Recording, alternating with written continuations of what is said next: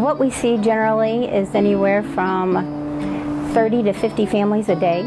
I think the perception is that we're helping the people that are standing out on the roads with the signs. We're not. We've got average people coming in looking for assistance that have a job or two jobs, and they just need some help. Some of the people that are coming in are the people who used to donate to programs like us, to their churches, to their schools. They were the Boy Scout leaders,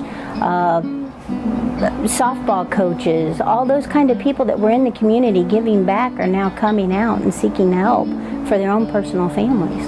United Catholic Appeal Funds are very critical to our program and our mission. They help subsidize our purchasing of food.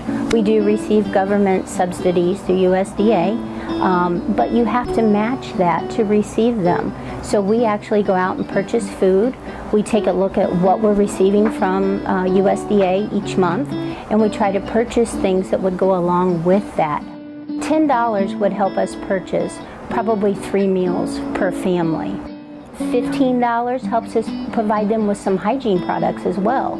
It would be a travesty for us not to be here to help those people in need. That's what we're called to do.